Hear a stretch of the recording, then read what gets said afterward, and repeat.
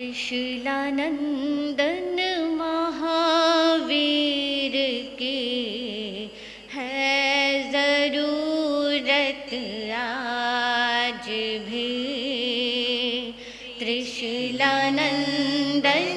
महावीर की है ज़रूरत आज भी। जग के उस जग में है ज़रूरत आज भी। त्रिशूलानंदन महावीर की है ज़रूरत आज भी। त्रिशूलानंदन महावीर की है ज़रूरत आज भी। पापों का अंधियारा जग में दूर तूने कर दिया। पापों का अंधियारा जग से दूर तूने कर दिया। तेरे उपकारों की जग को है ज़रूरत आज भी। तेरे उपकारों की जग को है ज़रूरत आज भी। जग के उस वाले की जग में है ज़रूरत आज भी। त्रिशूलानंदन महावीर की है ज़रूरत आज भी। मेहरबान दुनिया का बनकर दुनिया में तू आया था।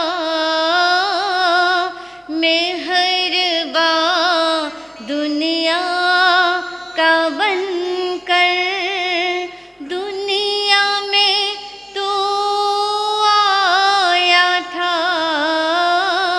तेरी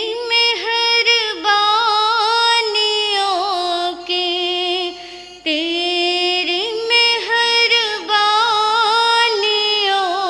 की है ज़रूरत आज भी। त्रिशूलानंदन महावीर की है ज़रूरत आज भी। त्रिशूलानंदन महावीर की है ज़रूरत आज भी। झंडा हिंसा का तूने जग में ही लहराया था। झंडा हिंसा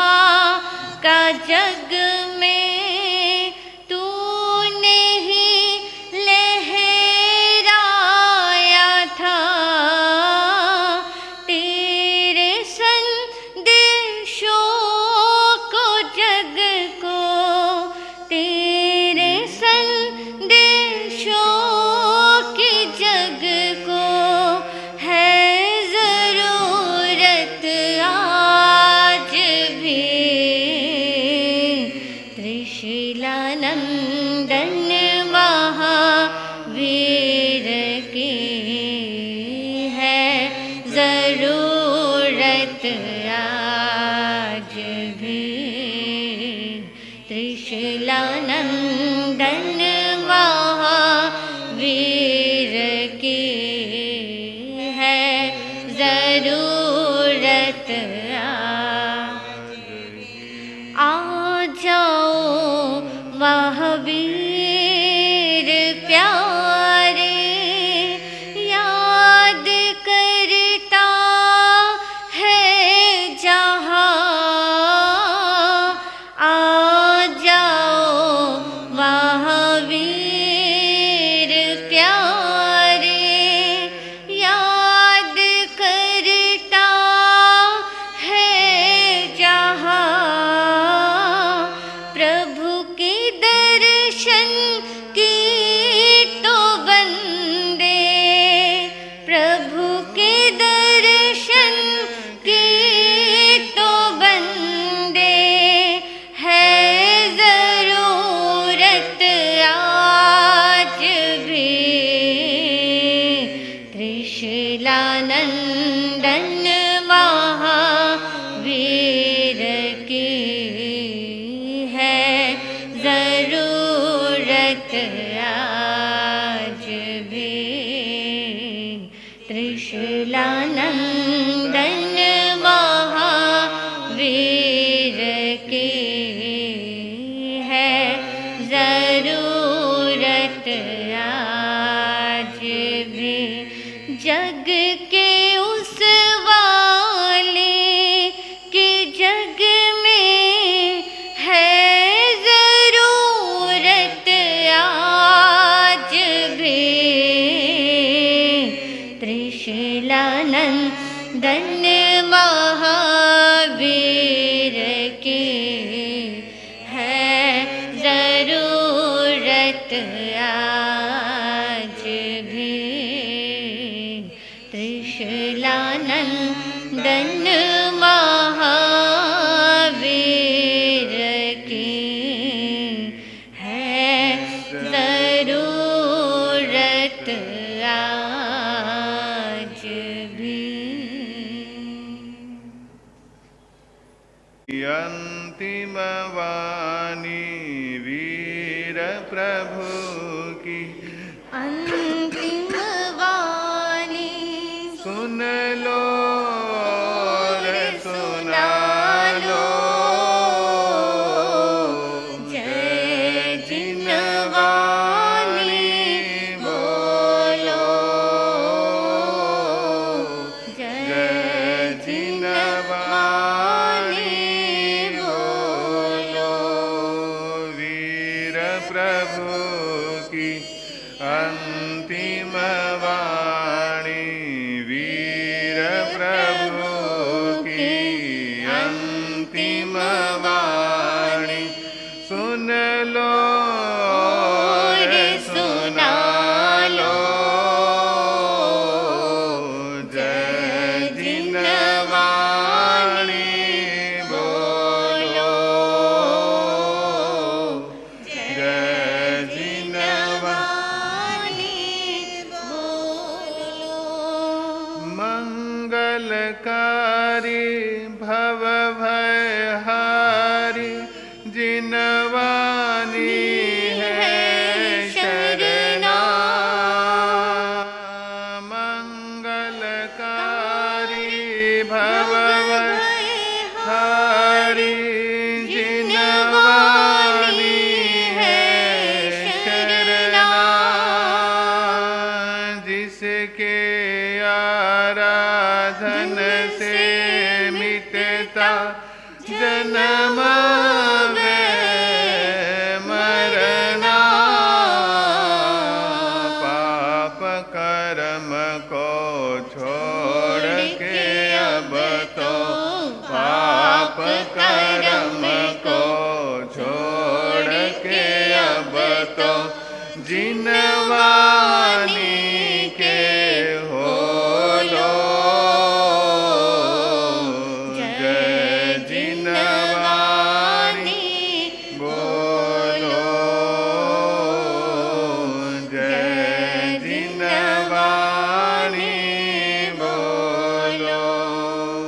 वीर प्रभु की अंतिम वाणी, वीर प्रभु की अंतिम वाणी, सुन लो रे सुना लो।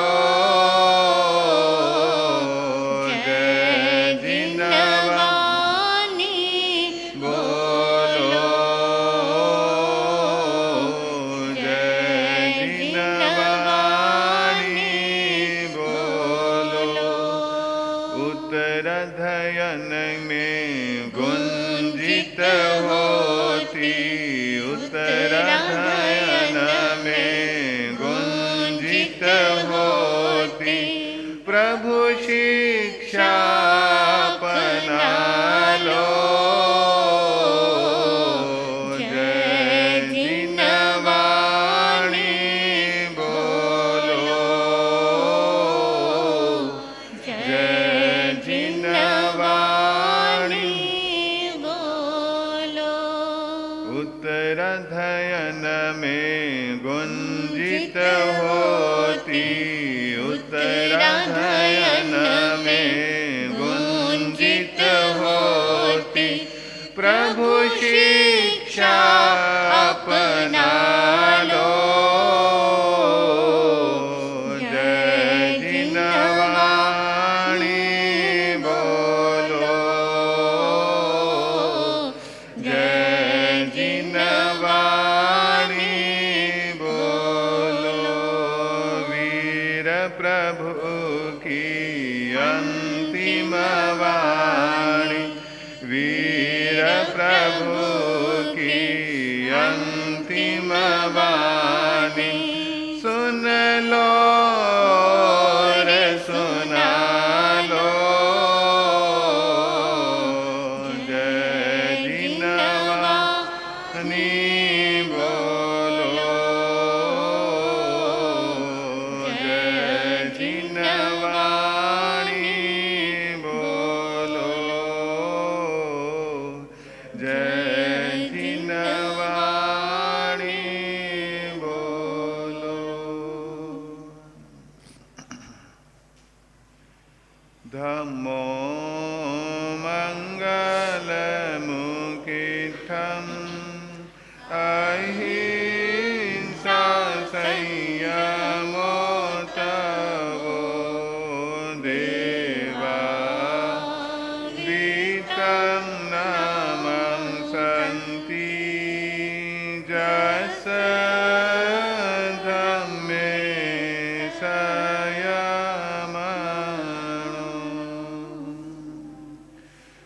दुनिया के चराचर जीवों पर कर्मों ने जाल बिछाया है, क्या साधु ग्रस्त क्या बाल वृद्ध बस कोई न बचने पाया है।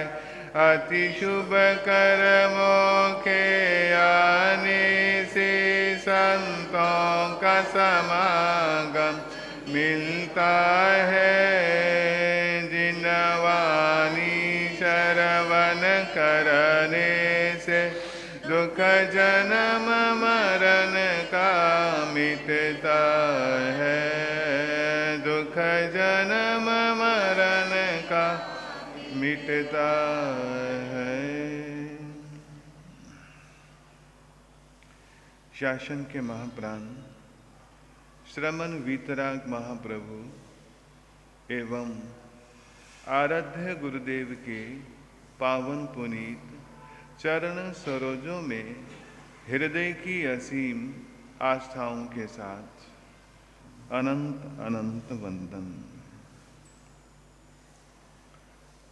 शासनपति श्रमण भगवान महावीर की अमृतमय अनुपम दिव्य भव्य संदेश श्रीमद् उत्तराध्ययन सूत्र, प्रभु की अंतिम देशना, प्रभु का ये धर्म शासन और उनकी ये धर्म प्रज्ञप्ति श्रवण कर आप और हम सौभाग्यशाली हो रहे हैं।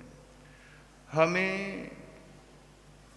दोहरा लाभ मिल रहा है, डबल लाभ मिल रहा है श्रवण का और पठन का। प्रभु की ये वीतरागवाणी की यात्रायित होती हुई आज 13वां अध्ययन, जिसका नाम चित्त और संभूति है। दो भाइयों की युगल जोड़ी जन्मों तक साथ साथ जन्म और साथ साथ मृत्यु, जन्म और मृत्यु के अनवर्त क्रम से कई भवों से, 5 भवों से इकट्ठे जन्म लेते, एक साथ मृत्यु को प्राप्त होते छठे भव में दोनों भाई अलग अलग क्षेत्रों में जन्म लिया और उनमें से एक ने एक को ढूंढना चाहा और युक्ति से एक ने दूसरे को ढूंढ लिया।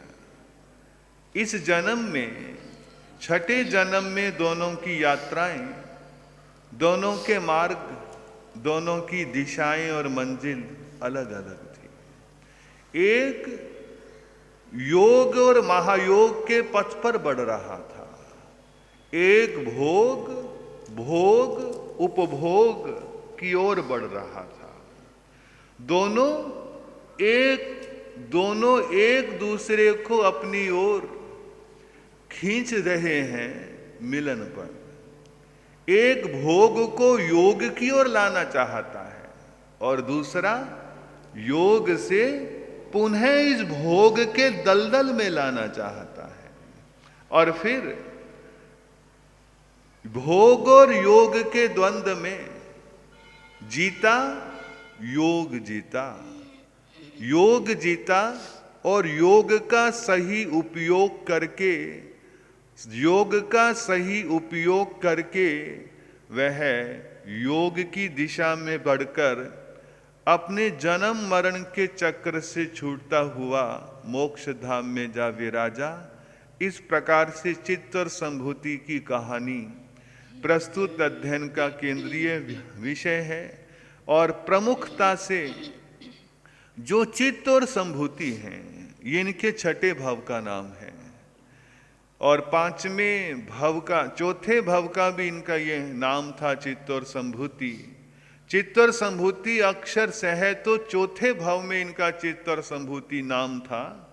और चित्त और संभूति ये दोनों भाई किस प्रकार से इनके बीच जो संवाद घटा, योग और भोग का द्वंद्व, किस प्रकार से एक योगी ने भोगी को खींचा और एक भोगी ने एक योगी सन्यासी को अपनी ओर खींचा और आखिर अंततः योग की जीत हुई। भोग ने स्वीकार किया सच तो योग है, सच तो प्रयोग है, सत्य तो योग है और जो योग है वही उपयोगी बनता है और अंततः योगी बनकर अपनी आत्मा का कल्याण करता है। तो प्रस्तुत है भगवान की वो मूल देशना, वो मूल शब्द जो भगवान ने हमसे और हमारे लिए कहे, जो भगवान ने हमारे कल्याण के लिए भगवान ने जो शब्द कहे। तो कमर सीधी करेंगे, पुस्तक दोनों बड़ी श्रद्धा के साथ अपने हाथ में लेंगे, या पुस्तक नहीं है तो बड़ी श्रद्धा के साथ हाथ जोड़कर, पुस्तक नहीं है तो दोनों आंखें बंद करके भगवान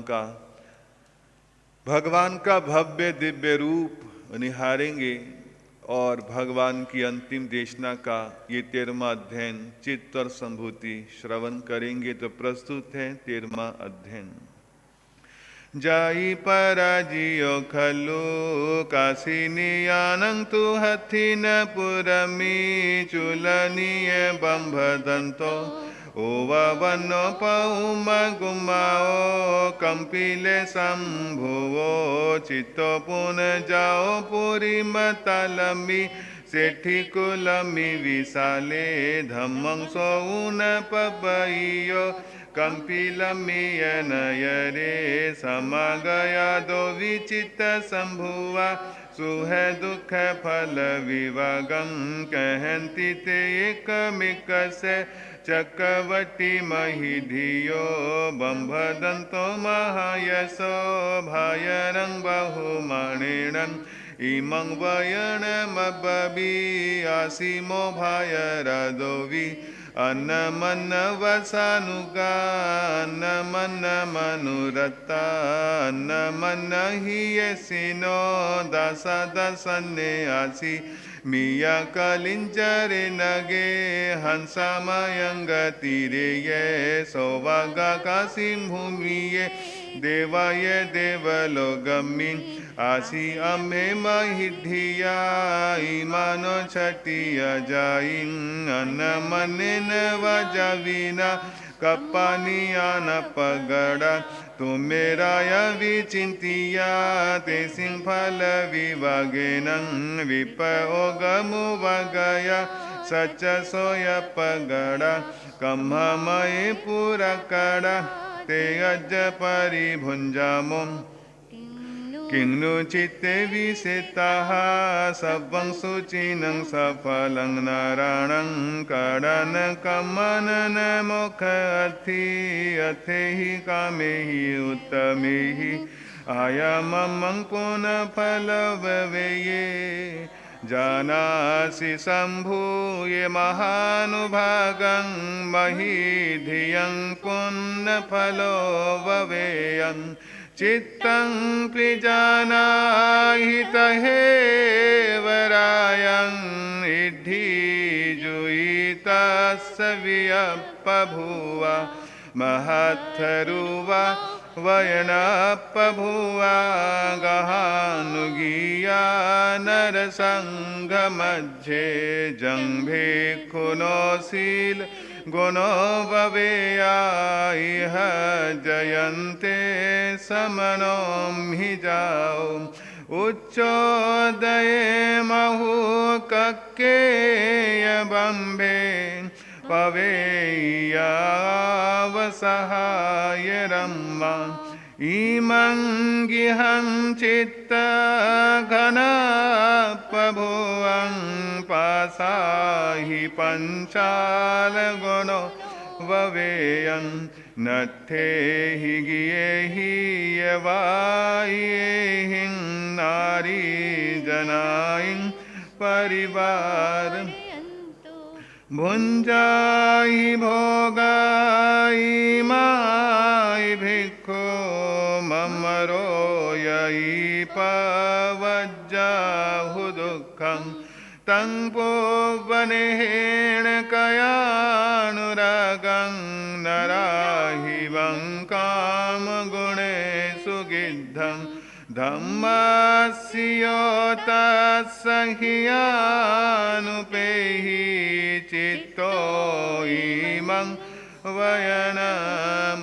वयनमुदाहरित्था सब्बं विल्लवियङ्गियं सब्बं नट्ठं विडम्बियं सब्बे आभरणभरा सब्बे कामा दुहावहा बालाभिरामेषु दुहावहेषु नेतं सुहंकामगुणेषु रायं विरक्तकामान् तवो धनानं जंभे खुणं शीलगुणेरयाणं नरिंद जाई अहमानराणं सोवाग जाई दुहो गयाणं जहिं वयं सवजनस्य वेशा वसिये सोवाग निवसनेषु तिसेय जायै उपावियाये वुच्छामि सोवागनिवेशनेषु सवस्य लोकस्य दुगञ्चनिजा इहं तु कम्मायं पुरे कडायं सोदानि शिराय महानुभागो मही धियो पुण्य फलो चैतु भोगाय आनायान हेयं अभिनिखमाहि जीविये रायसाय संयमी धनियंतु पुन्नाय को वमानो शेषो यही मच्चु मोहो वणिये धम्मं काऊण परं सिलोये जहे है सिहो वमियं गहाये मच्चो नरं ने येहु अंत काले नैतस्य माया व्यपिया व्यभाया कालं मितं हि असहरा भवन्ति न तस्य दुःखं विभयन्ति नयो न मितवगान सुवान बन्धवा एको स्वयं पच्चनुहोयि दुःखं कतारमेवम् अनुजायिकं मञ्चिच्चा दुःपयं च चौपयं च खेतं गिहं वन्धं धनं च सब्बं कमप्पमीयो अवसोपयायि परं भवं सुन्दर पावगं वा तं इक्किक तुच्छ शरीरगं से चिये गय्यं दह्ये उपावगेनं भज्जाय पुत्ता वियनाय यें तयारमन्नं अनुसंकमन्ति उवनजयी जीविये माप्पमायन् वनं जराहरै नरस्सरायन् पञ्चालराया वयनं सुनेहि माकासिकं मां महाम् अहं पीजानामि जहे साहु जन्मे तुमं साहसिवकमेयं भोगाई से संगकरा हवन्ति जे दुर्जया जो अम्हारि सेहि हथीन बुरं मी चित्ता दठोणं नरवं महीधियं काम भोगे सुगिद्धेनं नियाणमं सोहं कडं तस्य मे अपरिकन्तस्य इमं यारी फलं जानामानो बीजं धम्मं कामभोगेषु मुच्यो नागो जहा पङ्कजलावसन्नो दट्ठं थलं नाभिसमाहितीरम् एवं वयं कामगुणेषु गिद्धानं भिक्षुणो मग्गमनुव्वयामो अच्छैकालो तुरन्तिरायो नया विभोगा पुरिसाणनिच्चा उवीच्च भोगा पुरिसं चयन्ति दुम्मं जहाखीन फलं वपक्षि जयितं सी भोगे चयुं असत्तो अज्जायिकं मायि करे हिरायन् धम्मे थियो सव्वपयानुकम्पी तो हो ही सी देवो इयो वियुवि न तुज्ज भोगे चयो न बुद्धि गिद्धो सियारंभ परि मोहं कौ एतवो विपलावो गच्छामि रायम् आमन्त्र्योऽसि पञ्चालराया वियबं वदन्तो साहुस्यतस्य वयनङ्गकावं अनुत्तरे भुञ्जिये कामभोगे अनुत्तरे सोनरये पवित्रो चित्तो विकामे हि विरक्तकामो उदग्गचरित तवो महेशि अनुत्तरं संयमपालयित्वा अनुत्तरं सिद्धिगङ्गोति बेमि। बोलिए शासनपति श्रमण भगवान महावीर स्वामी की। प्रस्तुत 13वां अध्ययन चित्त और संभूति।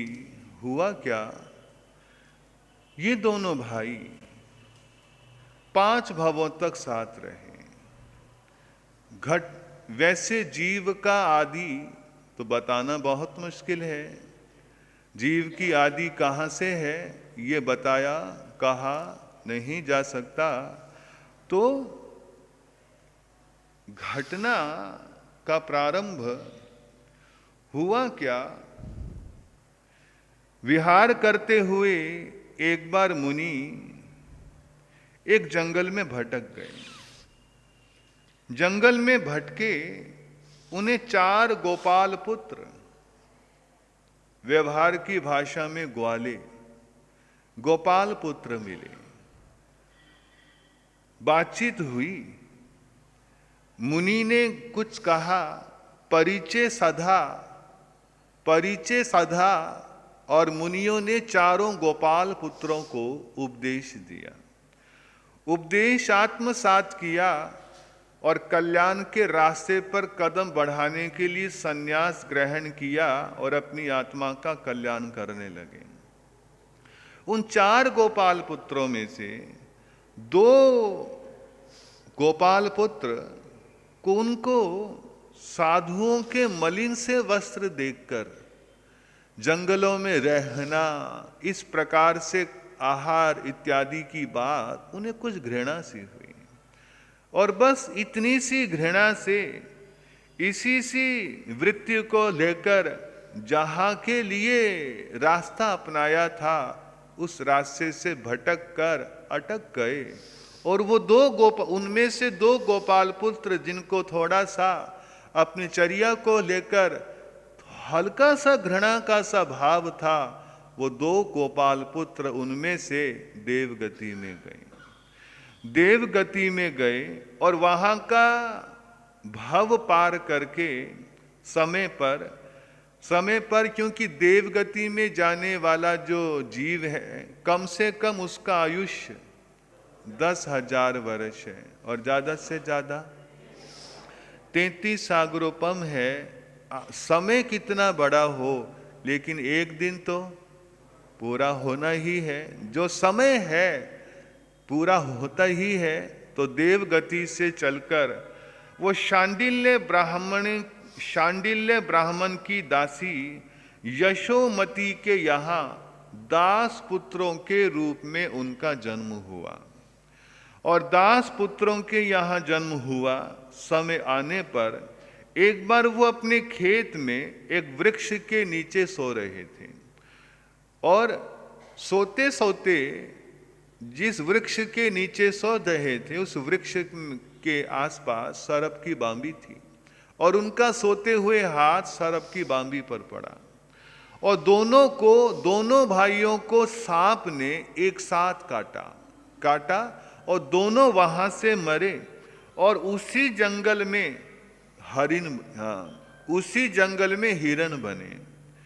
हिरण बने और युगल रूप में हिरण बने। और यहाँ पर समय आने पर एक शिकारी का दोनों युगल हिरण शिकार बने और वहाँ से मरकर ये राजहंस बने।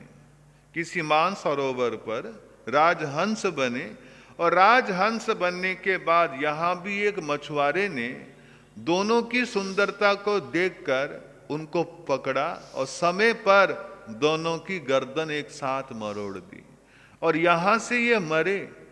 वाराणसी नगरी में वैभव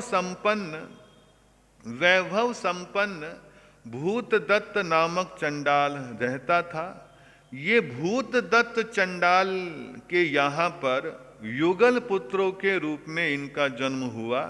यहाँ पर इनका नाम चित्तौर संभूति रखा। इस जन्म में इनका नाम यानी चौथे जन्म में इनका नाम चित्तौर संभूति रखा। और वाराणसी नगरी का राजा शंख थे, मंत्री नमुची थे। कहानी बड़ी लंबी है, मूल इतना सा विषय है। और नमुची अमात्य था, महामंत्री था, बड़ा तिकड़मबाज था। एक दिन की बात, नमुची से राजा शंख के प्रति कुछ अनर्गल प्रलाप, कुछ अपराध हो गया और राजा शंख ने आव देखा ना ताव नमुची को मारने के लिए मृत्यु दंड की सजा दे दी। और वो काम चित्तौर संभूति के पिता जो चंडाल थे भूतदत्त उनको सौंपा। नमुची तिकड़मबाज था। जब वधशाला की ओर ले जाए जाने लगा, भूतदत्त से नमुची ने बातचीत कर ली और उसको अपनी तरफ कर लिया। उसको एक ऐसा इक्का फेंका, ऐसी बात कही कि भूतदत्त चाहकर भी मना ना कर पाया। भूतदत्त को नमुची ने कहा, देखो भूतदत्त, राजा ने मुझे व्यर्थ में ही मृत्यु दंड दिया है। तुम्हें पता है मैंने कुछ भी नहीं किया। ये जो मेरे नीचे जो छोटे हमारे मंत्री हैं, इन्होंने मुझे फंसा दिया है और मुझे राजा निरपराध को मृत्यु दंड दे रहा है, ये न्याय नहीं है। महाराज, हमारे लिए तो आप भी महाराज हो, राजा के मंत्री हो, हमारे लिए तो आप भी हो, लेकिन अमात्य, आप कह रहे हो कि निरपराध को मृत्यु दंड दिया, लेकिन मेरा तो काम है, जो राजा कहेगा मैंने तो वो करना है। मैं तो राजाज्ञा का उल्लंघन नहीं कर सकता। अगर राजा को अगर पता चल गया तो कौन बताएगा? नमुची ने कहा, कौन बताएगा? मैं जानूं या तुम जानो, तीसरा इसका भेद नहीं पाएगा। अगर मैं तुम्हें छोड़ दूं तो तुम मेरा क्या काम करोगे? तेरा मैं वो काम कर दूंगा जो जन्मांतरों में कोई नहीं कर सकता। क्या काम आओगे मेरे? मैं तुम्हारे प्रतिभा संपन्न दोनों पुत्रों को पढ़ा दूंगा। चंडाल हो तुम, तुम्हारे पुत्रों को कोई पढ़ाएगा नहीं, किसी गुरुकुल में उनको स्थान नहीं मिलेगा। और तुम मेरा बुद्धि कौशल जानते ही हो, मैं उन्हें पढ़ा दूंगा, मैं उन्हें इस नरक से निकाल दूंगा। भूतदत्त सोचने को मजबूर हो गया कि बात तो ठीक है, तेरे पुत्रों को पढ़ाएगा तो कोई नहीं, और वो पढ़ना चाहते हैं। तूने कितनी जगह कोशिश की पर कोशिश नाकामयाब रही। ठीक है, तुम मेरे घर पर रहो और तुम गुप्त रूप से मेरे दोनों पुत्र, क्या नाम था जी, चित्तौर संभूति, दोनों को पढ़ा दो। पढ़ाई होने लगी, अपने घर में गुप्त रूप से रख लिया। विद्याध्ययन होने लगा। समय संयोग ने पलटा खाया। भूतदत्त की पत्नी के साथ नमुची का व्यवहार गलत हो गया और नमुची के इस गलत व्यवहार का पता भूत दत्त को लगा, भले ही चंडाल था। भूत दत्त ने विचार किया, इसको किसी बहाने जंगल में ले जाकर इसको मारना ही पड़ेगा, क्योंकि ये कहीं कुछ कह तो सकता नहीं, क्योंकि इसको छद्म वेश में मैंने छिपो रखा, लेकिन अगर इसने कहीं कह दिया तो इसके साथ साथ कहीं तू भी ना रगड़ दिया जाए, ऐसा कुछ खेल खेला जाए जिससे सांप भी मर जाए, लाठी भी ना टूटे। भूत दत्त ने योजना बना ली, योजना बनाई, लेकिन कहावत है दीवारों के भी कान होते हैं। ये बात चित्तर संभूति को पता चली।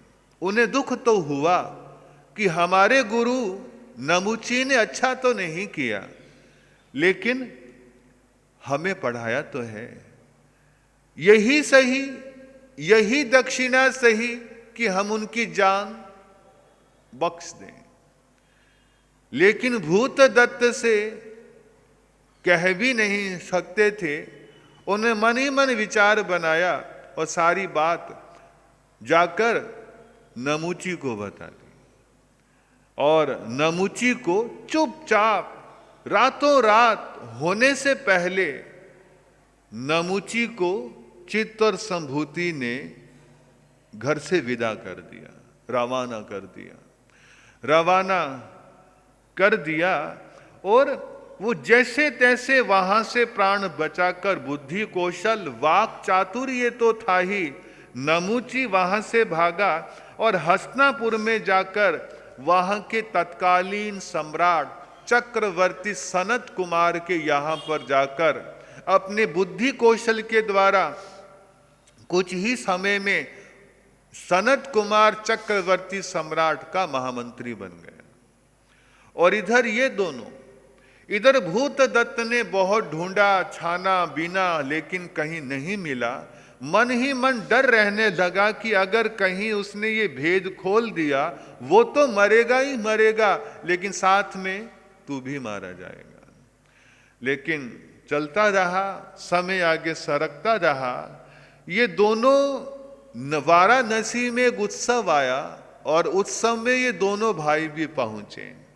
इनके कंठ पर सरस्वती थी।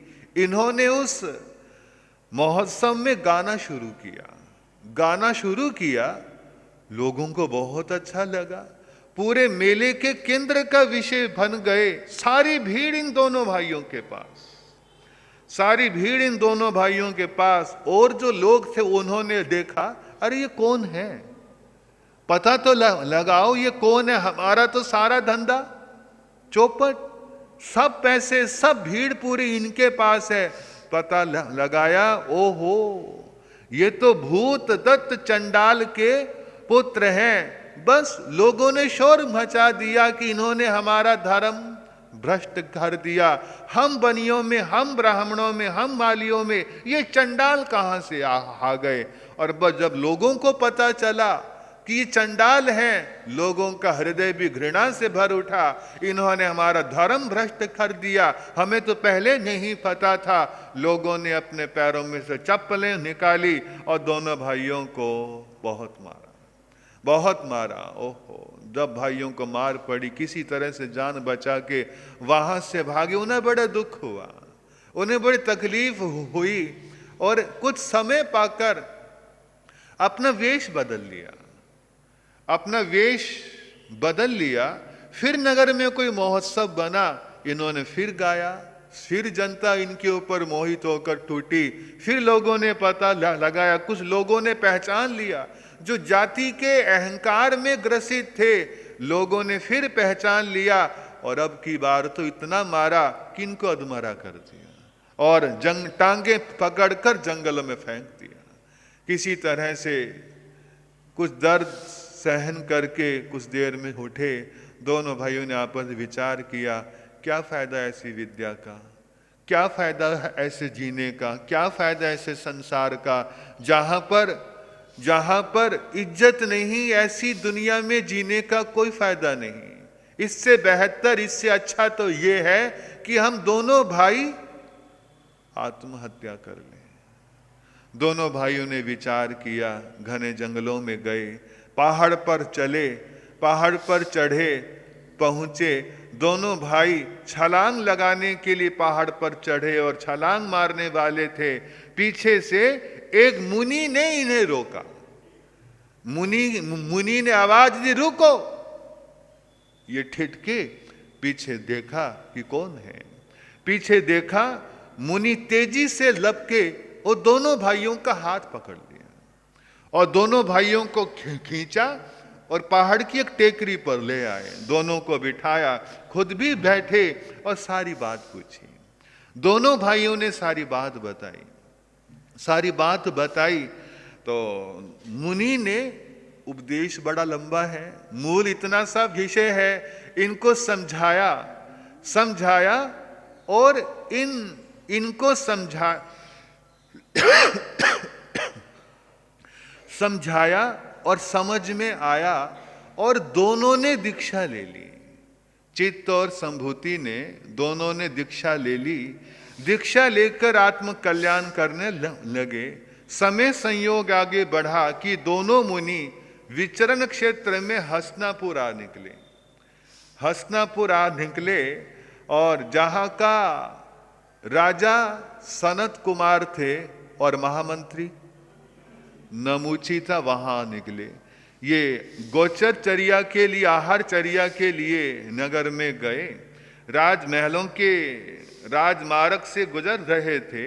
नमूची अपने महलों में खड़ा था। इसने देखा, ये दोनों ये तो संभूति है, ये तो संभूति है। इसने दीक्षा ले ली। नहीं, ऐसा कैसे?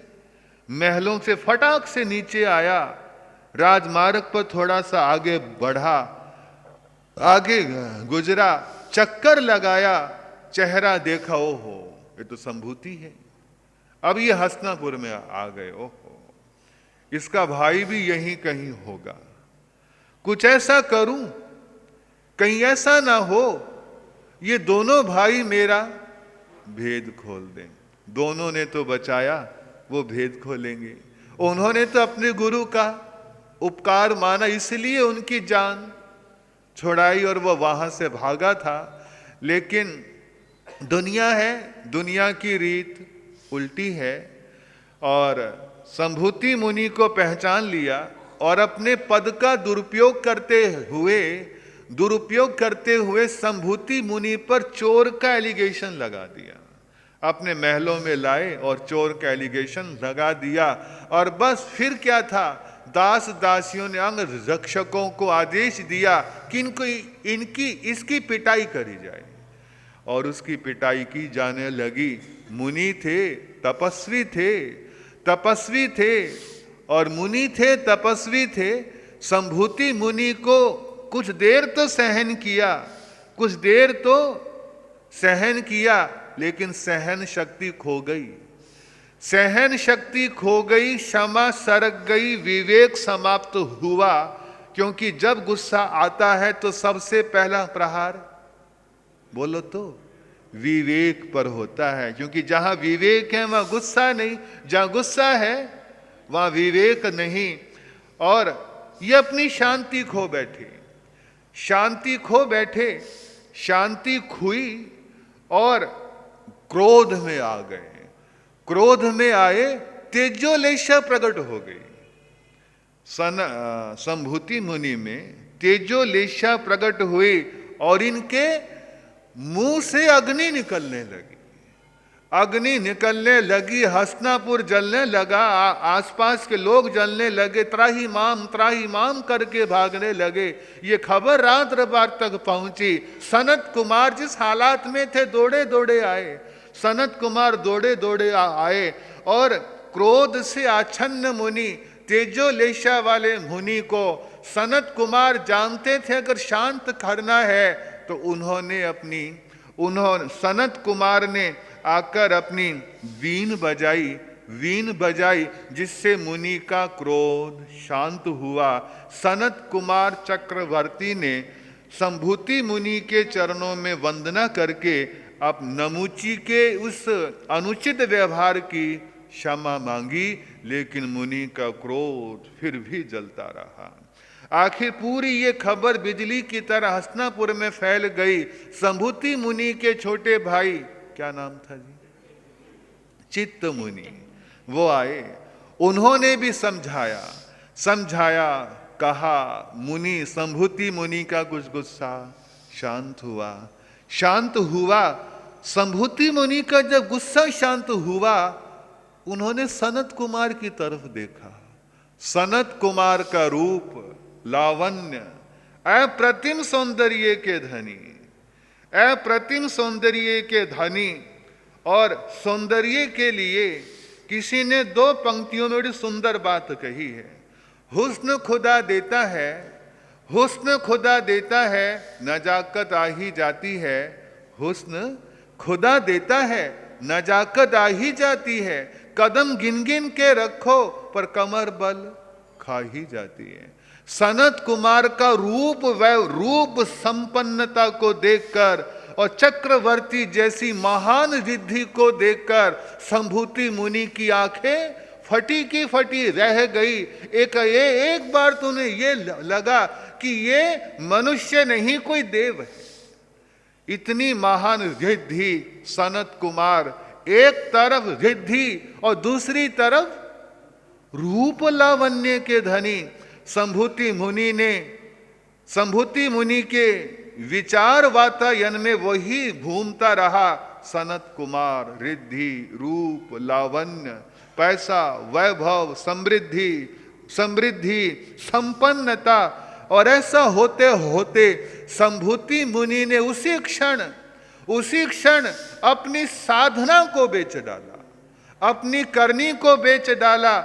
इतना साधना और रिद्धि के बीच इतना तन्मय हुए संभूति मुनि, अपनी करनी को बेच डाला। निदान कर लिया, अगर मेरी करनी का अगर कोई फल मिले, सनत कुमार जैसी महान रिद्धि वाला व्यक्ति बनूं। इतनी करनी की, और जरा से रूप और वैभव को देखकर अपनी संयम जैसे उत्कृष्ट साधना को खरीद लिया, साधना को बेच दिया और रिद्धि और रूप को खरीद लिया। कहाँ तो मोक्ष जैसी महान रिद्धि मिलने वाली थी, कहाँ पर अटक गए। संभूति मुनि समय आने पर संभूति मुनि वहां से देवलोक में गए। वहां से मृत्यु को प्राप्त हुए संभूति मुनि, और अगले जन्म में काम्पिल्यपुर के सम्राट ब्रह्मदत्त चक्रवर्ती सम्राट बने। और चित्त मुनि भी मृत्यु को प्राप्त हुए। यहां भी मृत्यु को तो एक साथ प्राप्त हुए, लेकिन चित्त मुनि पुरीम ताल नगर में जाकर इनका जन्म हुआ। और इनका जन्म हुआ एक संपन्न परिवार में। और संयोग क्या बना, दोनों अलग अलग थे पर चल रहे साथ थे। इधर ब्रह्मदत्त चक्रवर्ती को एक कोई नाटक देखते देखते अपना पूर्व जन्म स्मरण हो आया।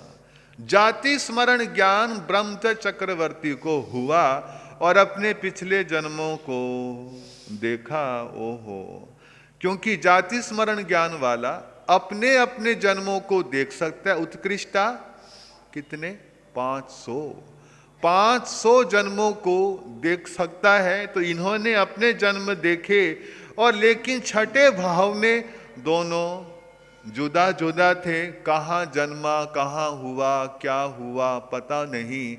कैसे करूं, खोज कराई गई, पर खोज करें तो किस आधार पर करें, किस नाम से करें, किस नगर से करें, किस पहचान से करें।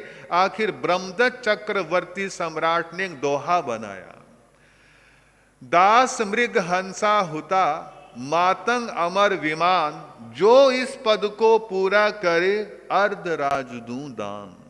दास मृग हंस हुता मातंग अमर विमान, दोहा बनाया और कहा ये आधा दोहा है। जो इस दोहे को पूरा कर देगा उसको मैं आधा राज्य दान दे दूंगा। और अगले छठे जन्म का ब्रह्मदत्त चक्रवर्ती या तो अपने लिए जानते थे या पुरीम ताल में जन्म लेने वाले संपन्न परिवार के व्यक्ति या वो जानते थे। तो इस प्रकार से चलता रहा। लोगों ने बहुत तरकीबें भिड़ाई, दोहा पूरा करना था, लोगों ने पूरा किया, पर ब्रह्मदत्त चक्रवर्ती हमेशा मना करते रहे, नहीं ये नहीं है, कुछ और है, कुछ और है, कुछ और है। एक दिन की बात, कांपिलपुर के उद्यान में वो चित्त मुनि आकर ध्यानस्थ हुए। बराबर में खेत था, वहां पर एक किसान हल बहा रहा था, रहड़ चला रहा था। वहां पर वो कांपिलपुर के अबाल वृद्ध व्यक्तियों के मुंह पर ये दोहा था। दोहा चित्त मुनि के कानों में पड़ा। उनको भी जाति स्मरण ज्ञान था, पर उनको ये नहीं पता था कि मेरा भाई ब्रह्मदत्त चक्रवर्ती है। जब ये सुना सारी बात क्लियर हो गई। उन्होंने किसान को बोला, इधर आओ, इधर आओ, क्या है वो दोहा, जरा बताना। किसान ने दोहराया, दास मृग हंसा होता मातंग अमर विमान, जो इस पद को पूरा करे अर्ध राज दूं दान। लो मैं तुम्हारा पूरा करता हूं। कहा मुनि ने, दास मृग हंसा होता मातंग अमर विमान, छठे भव में राजवी जुदा जुदा कर जान। 5 जन्मों तक साथ चले और छठे जन्म में जन्मे अलग अलग, पर दोनों ने जन्म लिया, संपन्न परिवारों में लिया। दोनों को जाति स्मरण ज्ञान हुआ। किसान ने जैसे ही पद सुना, ये पूरा है ना, ये पूरा है, हाँ हाँ पूरा है, बस बाँछें खिल गई। अब तो ये लगने लगा कि बस अब तो तू चक्रवर्ती जैसी महान रिद्धि, 3 खंड का मालिक, 3 खंड का मालिक, तू जैसा बोलो तो तू जैसा किसान बनेगा, तू राजा बनेगा, वासुदेव जैसा चक्रवर्ती सम्राट की महान रिद्धि का उपभोग करने वाला तू बनेगा। कहीं हल गया, कहीं पानी गया, कहीं बर्तन गए, कहीं कुछ गया, कहीं सिर की पगड़ी गई, और वहां से सरपट दौड़ा, चक्रवर्ती ब्रह्मदत्त के राज दरबार में आया। हाफता हाफता राजा को प्रणाम किया। लो राजन, मैंने दोहा पूरा कर दिया, सुनाओ। सुनाया गया, दास मृग हंसा होता मातंग अमर विमान, छठे भव में राजवी जुदा जुदा कर जान। इस दोहे का अर्थ बताओ, इस दोहे का अर्थ बताओ। जब अर्थ की बात आई तो किसान के पास इसका क्या अर्थ है, कौन दास था, कौन मृग था, कौन चंडाल था, कौन देवलोकों में गया, कौन कहां गया, या तो ब्रह्मदत्त जानते थे या फिर उद्यान में खड़े चित्त मुनि जानते थे। वो जानते थे। उन जब किसान से पूछा तो किसान सहम गया। सच सच बताओ, किसने पूरा किया है? मालिक, सच तो ये है, ये मैंने नहीं, आपके राज्योद्यान में कोई मुनि आए हैं, उन्होंने पूरा किया। अच्छा, मुनि आए हैं मेरे राज्योद्यान में? बस ब्रह्मदत्त चक्रवर्ती ना किसी को साथ लिया, ना कुछ लिया, और जैसे सिंहासन पर बैठे थे राजा ब्रह्मदत्त चक्रवर्ती वहां से उठे और दौड़ने लगे। दौड़ते हुए ब्रह्मदत्त चक्रवर्ती राज्योद्यान में आए और मिलना चाहा, छाती से लगाना चाहा, लेकिन जैसे राज्योद्यान में प्रवेश किया, सामने खड़े मुनि को देखा। कुछ सीमाएं हैं। ब्रह्मदत्त चक्रवर्ती ने अपनी मर्यादाओं और सीमाओं को नहीं तोड़ा। भले ही भोगी था, भले ही अगति में गए, लेकिन ब्रह्मदत्त को इतनी सीमाओं का तो पता था। वो गए और हाथ हाथ जोड़े, देखा, लगा कि हाँ कहीं पहले देखा है, कहीं ना कहीं पहले देखा है। दोनों में आपस में बातचीत हुई कि कौन कौन दास था, कौन मृग था, कौन हंस था, कौन क्या बना, कैसे बना, घटनाएं हुई, आप बीती हुई। तुमने कहाँ जन्म लिया? मैंने पुरीम ताल में जन्म लिया। तुम कहाँ हो? मैं इस काम्पिल्यपुर का सम्राट ब्रह्मदत्त, मैं चक्रवर्ती हूँ, चक्रवर्ती हूँ। भाई, हमने 6 भवों में, हमने 5 भवों में बहुत दुख पाया, बहुत कष्ट पाया। अब तो तेरा भाई चक्रवर्ती बना है, छोड़ इसको और चल मेरे साथ। कहाँ चलूं? किसके साथ चलूं? क्या ये साथ वो साथ है जो हमेशा जन्मों में साथ मिलेगा, जिस साथ को पाकर दुनिया के सारे सहारे निराधार हो जाएं? क्या ये वो सहारा है? इसी जन्म में सहारा दोगे या जन्मांतरों तक सहारा दोगे? क्या तुम मोक्ष रूपी मंजिल का सहारा दिला सकते हो? भाई, मैं मोक्ष का रास्ता बता सकता हूँ, दिखा सकता हूँ, पर वहाँ पर तो जो कर्म करेगा वही पहुँचेगा। जो सम्यक ज्ञान, सम्यक दर्शन, सम्यक चारित्र के मार्ग पर बढ़ेगा, वहाँ तो वही पहुँचेगा। मैं तो तुझे दुनिया की बात कर रहा हूँ। इस दुनिया में 5 भवों से थोड़े, इन 5 भवों से थोड़े 6ठे भव में अलग अलग हुए। पता नहीं कितनी बार हमारी, मेरी और तेरी आत्मा राजा बनी, कितनी बार चक्रवर्ती बनी, कितनी बार संयम ग्रहण किया, कितनी बार क्या किया। अब तो ये मौका मिला है ब्रह्मदत्त, कुछ बन, कुछ छोड़ ये जिद्दी, ये जन्म मरण के दुख। तो जन्म मरण के दुखों से तुझे मैं मुक्ति दिलाऊंगा, जन्म मरण के बंधनों से मैं तुझे मुक्ति दिलाऊंगा। कथानक, इसका जो संवाद है प्रस्तुत अध्ययन में केंद्रीय विषय है। दोनों एक दूसरे को खींच रहे हैं, भोग योग को और योग भोग को। आखिर अंततः ब्रह्मदत्त चक्रवर्ती ने एक बात कही कि भाई, मैं क्या करूं?